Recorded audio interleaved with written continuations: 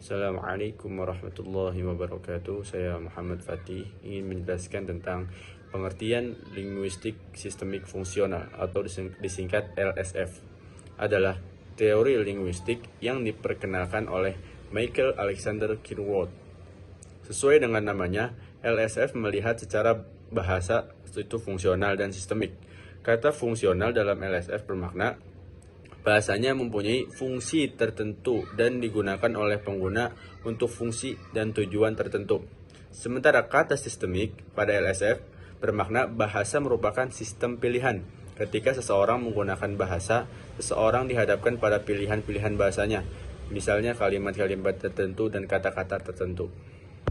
Di dalam LSF ada yang namanya tingkatan bahasa. Yang paling kecil yaitu morfem, satuan bentuk terkecil yang dapat membedakan makna atau mempunyai. Jadi morfem ini yang membedakan makna. Selanjutnya yaitu kata, satuan bahasa yang dapat berdiri sendiri dan mempunyai makna.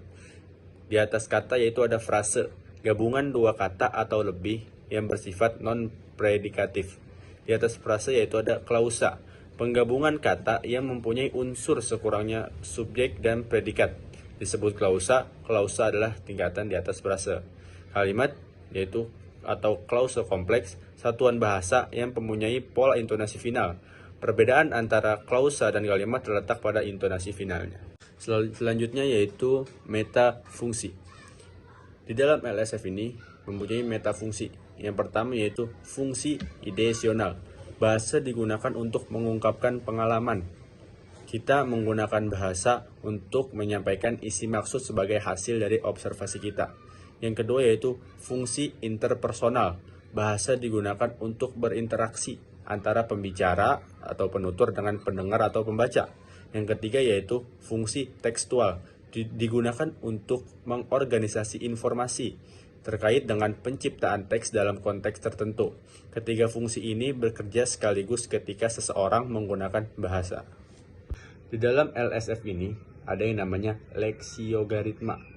Bahasa mempunyai tiga fungsi, ideasional, interpersonal, dan tekstual. Tiga fungsi bahasa ini direalisasikan dalam leksiogaritma.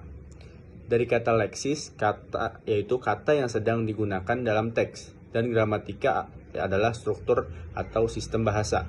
Unit dari LSF ini adalah klausa. Karena klausa adalah unit bahasa yang terkecil di mana tiga fungsi yaitu ideasional, interpersonal, dan tekstual bisa dikenali.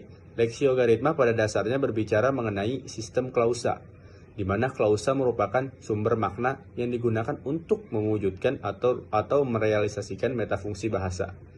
Selanjutnya akan dijelaskan oleh saudara Muhammad Wildan. Sekian dari saya. Assalamualaikum. Assalamualaikum warahmatullahi wabarakatuh. Saya Muhammad Wildan Sopyan akan melanjutkan presentasi dari Muhammad Fatih. Yang selanjutnya, ideasional klausa sebagai representasi pengalaman. Pada dimensi ideasional, klausa dipandang sebagai sumber makna yang digunakan untuk menggambarkan atau representasi. Kita menggunakan bahasa dalam bentuk klausa untuk menampilkan pengalaman kita bersikap, berperilaku, keberadaan, dan sebagainya. Dalam kata lain, lewat klausa kita bisa menganalisis hal apa yang ingin kita tampilkan atau diberitahu oleh seorang kepada lawan bicaranya. Makna ideasional bisa dibagi ke dalam makna eksperiensial dan makna logika. Selanjutnya interpersonal. Klausa sebagai interaksi atau pertukaran. Pada dimensi interpersonal, klausa dilihat sebagai sumber makna yang digunakan untuk interaksi antar pengguna bahasa, penutur atau pembicara dengan pendengar atau pembicara.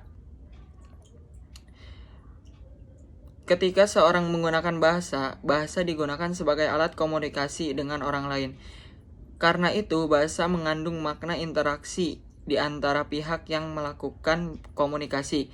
Dilihat dari interaksi antara penutur atau pembicara dengan pendengar atau pembaca, ada dua aspek yang penting. Pertama, apa yang dipertukarkan.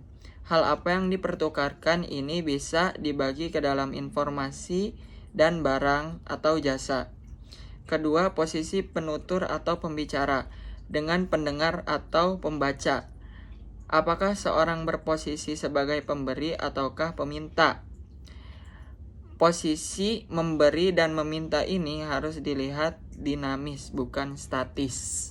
Baik, yang terakhir adalah tekstual, klausa sebagai organisasi pesan.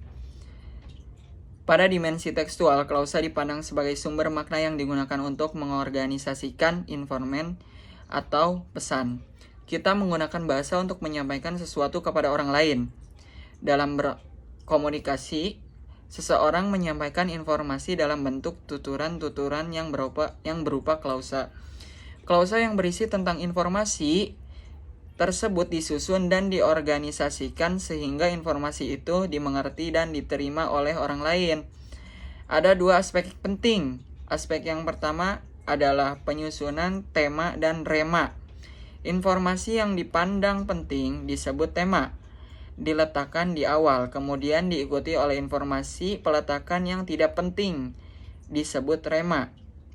Ketika berbahasa dan menyampaikan informasi kepada lawan bicara, kita menempatkan tema terlebih dahulu, baru disusul dengan rema. Tema adalah bagian klausa yang diletakkan sebagai informasi penting untuk ditonjolkan. Sementara rema adalah bagian dari klausa yang menjadi pelengkap atau penjelas dari informasi utama itu. Terima kasih. Sekian dari kelompok kami. Wassalamualaikum warahmatullahi wabarakatuh.